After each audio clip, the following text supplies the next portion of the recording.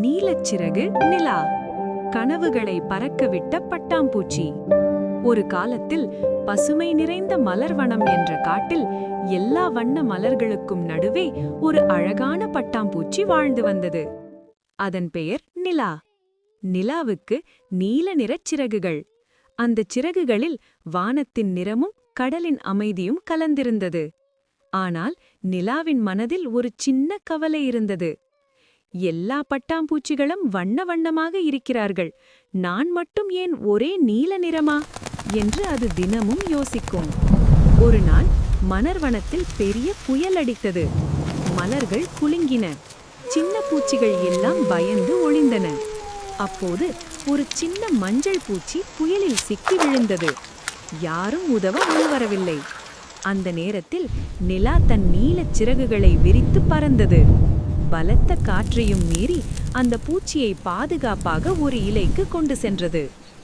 அதை பார்த்து காட்டிலிருந்த எல்லா உயிர்களும் ஆச்சரியப்பட்டன.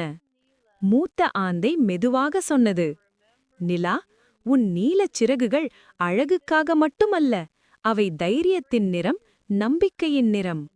அன்றிலிருந்து நிலா தன் நிறத்தை பற்றி கவலைப்படவில்லை. மாறாக, என் சிறகுகள் யாருக்காவது உதவினால் அதுவே என் அழகு என்று மகிழ்ந்தது.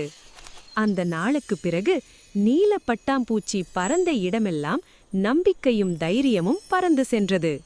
கதையின் நீதி: நம் தனித்தன்மையே நமது மிகப்பெரிய அழகு. அதை பயன்படுத்தி பிறருக்கு உதவினால் நாம் உண்மையிலேயே சிறப்பானவர்களாகிறோம்.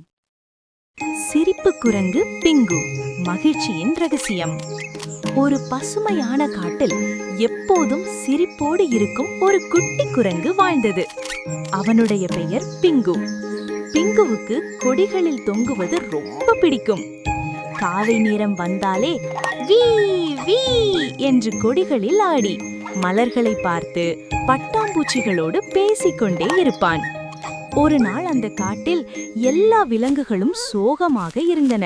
பழங்கள் சரியாக கிடைக்கவில்லை, மழையும் வரவில்லை. பிங்கு இதை கவனித்தான். எல்லாரும் ஏன் இப்படி சோகமாயிருக்காங்க என்று நினைத்தான். அவன் ஒரு முடிவெடுத்தான்.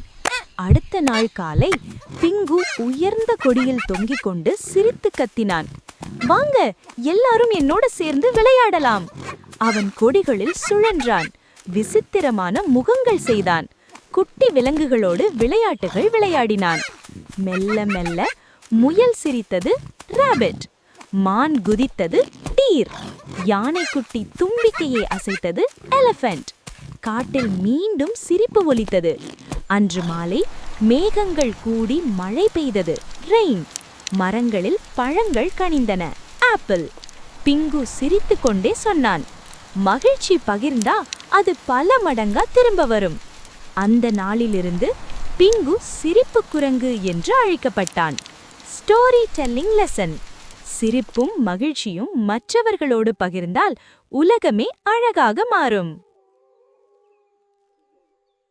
குட்டி பெங்குயின் பிங்கு, பனிநாட்டின் துணிச்சலான நாயகன்.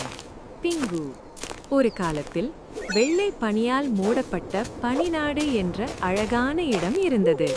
அங்கு சூரியன் கூட மெதுவாக சிரித்துக்கொண்டே உதிக்கும். அந்த பனிநாட்டில் சிறியதாய் உருண்ட உடலோடு பெரிய கண்களும் எப்போதும் சிரிக்கும் முகமும் கொண்ட ஒரு குட்டி பென்குயின் வாழ்ந்தது. அவன் பெயர் பிங்கு. பிங்கு மற்ற பென்குயின்களை விட கொஞ்சம் வித்தியாசமானவன். அவன் மற்றவர்களைப் போல நீண்ட நேரம் நீச்சல் அடிக்க தெரியாது. ஆனால் அவனுக்கு இருந்தது ஒன்று, பெரிய கனவு. ஒரு நாள் நான் பனிநாட்டின் எல்லையை தாண்டி உலகத்தை பார்க்க வேண்டும் என்று தினமும் வானத்தை பார்த்து கொண்டு கனவு காண்பான் பிங்கு. முதல் சவால்: உறைந்த கடல்.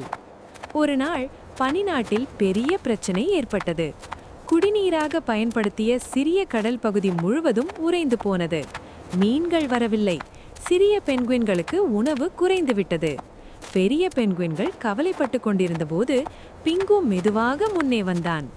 நான் மறுபுறம் சென்று மீன்களை தேடி வரலாமா?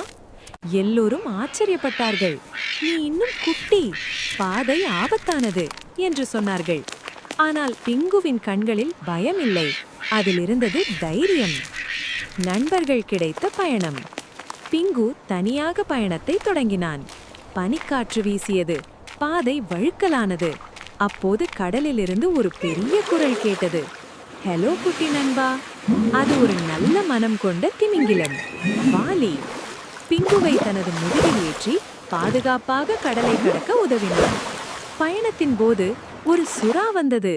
பிங்கு பயந்தான். ஆனால் வாலியும் பிங்குவும் சேர்ந்து புத்திசாலித்தனமாக அதை தவிர்த்தார்கள். வெற்றி மற்றும் திரும்பும் பயணம். மறுபுறம் சென்ற பிங்கு மீன்கள் நிறைந்த ஒரு பாதுகாப்பான கடலை கண்டுபிடித்தான். அவன் சந்தோஷத்தில் குதித்தான். வாலியின் உதவியுடன் மீன்களை பனிநாட்டுக்கு கொண்டு வந்தான். பனிநாட்டின் ஹீரோ. பிங்கு திரும்பியதும் முழு பனிநாடும் கொண்டாட்டம். சிறியவன் என்றால் பலவீனமில்லை, தைரியம் இருந்தால் போதும் என்று எல்லோரும் உணர்ந்தார்கள். அன்று முதல் பிங்கு பனிநாட்டின் ஹீரோ ஆனான். ஆனால் பிங்கு மாறவில்லை. அவன் பழையபடி சிரித்துக்கொண்டே சொன்னான், நான் பெரியவனில்லை, ஆனால் என் மனசு பெரியது. ஹார்ட்.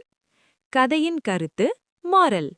உடல் சிறியது என்றால் கனவுகள் சிறியதாக இருக்க வேண்டியதில்லை. தைரியமும் நல்ல மனமும் இருந்தால் எதையும் சாதிக்கலாம்.